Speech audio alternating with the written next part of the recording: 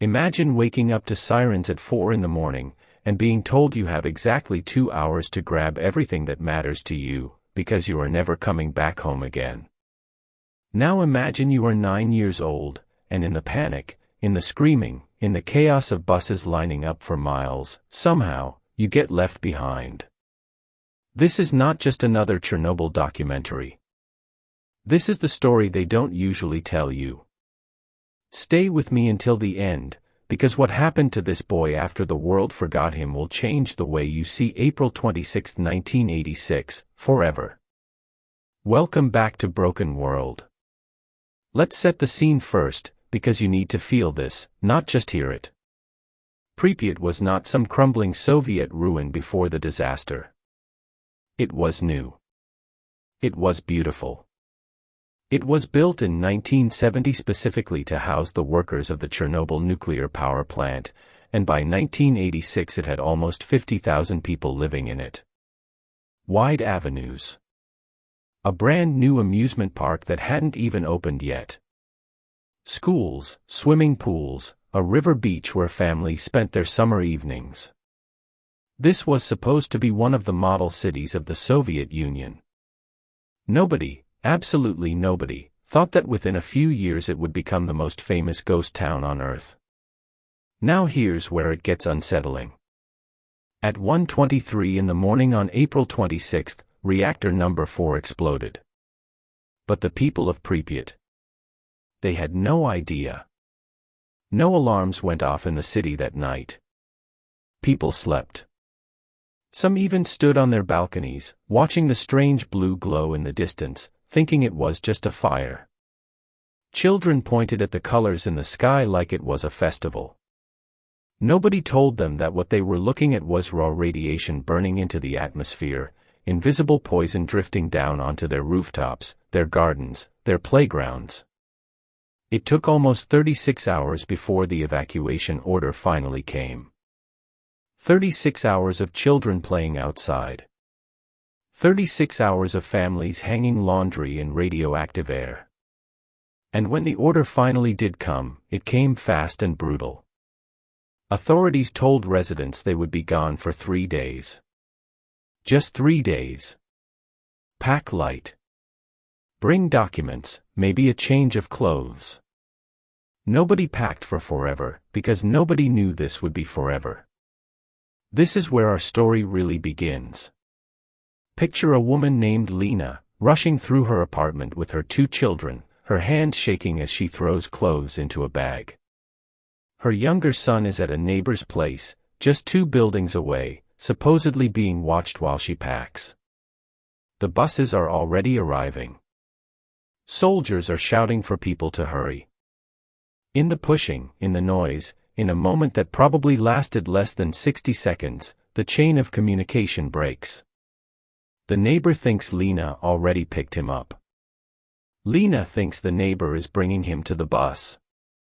And just like that, a 9-year-old boy is standing alone on a nearly empty street, watching the last bus pull away, his mother's voice lost somewhere in over 1,000 others screaming for their own children. Now, stop for a second and really sit with that image, because this is the part people skip over too fast. A child, alone, in a city that is emptying out around him in real time. Street lights still on. Apartment doors left wide open mid-packing. A half-eaten breakfast still on a kitchen table somewhere. And somewhere above him, an invisible storm of radiation he cannot see, cannot smell, cannot escape by running. What do you do, if you are 9 years old and the entire world you knew has simply driven away without you? He did what scared children have always done throughout history. He went home. Not because it was safe, but because it was familiar.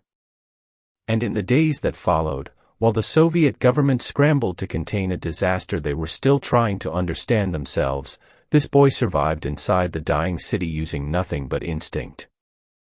He drank water from sealed bottles he found in abandoned kitchens. He ate canned food from pantries that families had left behind in their rush.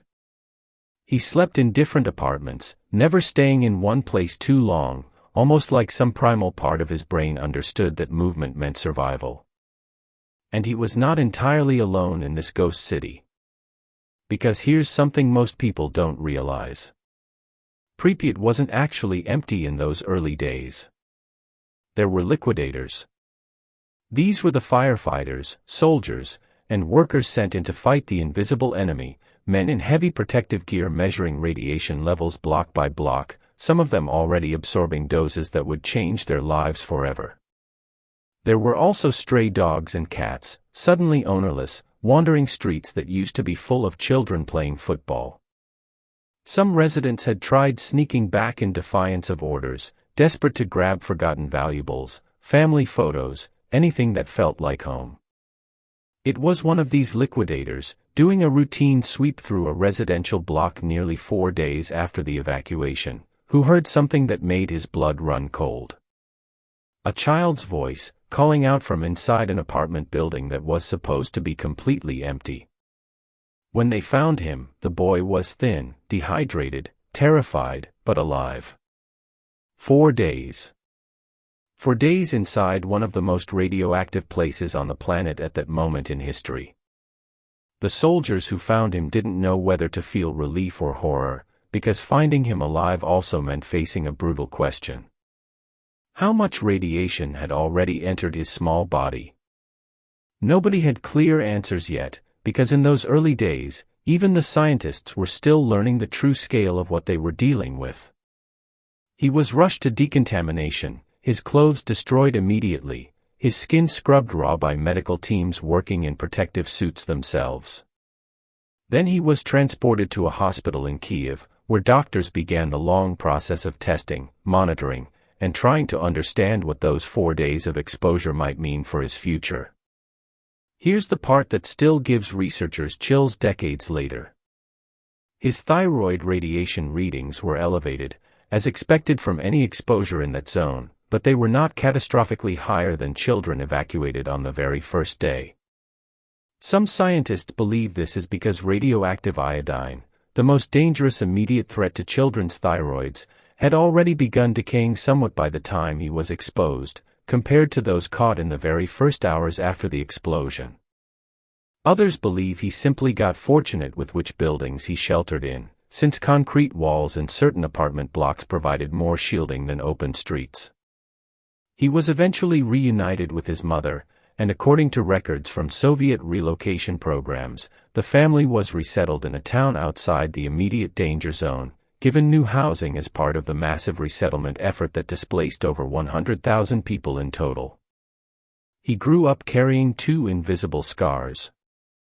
One was medical, requiring lifelong thyroid monitoring like thousands of other Chernobyl children. The other was psychological, a memory of 4 days inside a dying city that most adults could never imagine surviving. This story is not just about one boy. It is about every family torn apart in those chaotic hours. It is about how disaster does not wait for goodbyes, does not care about plans, does not respect the simple human need to know your child is safe before you board a bus to nowhere. Chernobyl did not just poison land and water. It poisoned trust, routine, and the basic assumption that home will always be there when you need to run back to it.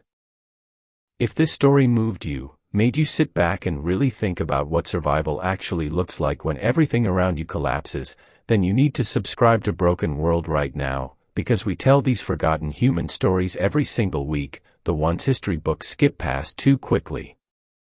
Drop a comment and tell me what part of this story hit you the hardest, and hit that like button so more people can discover the boy who survived 4 days inside a ghost city. I'll see you in the next one.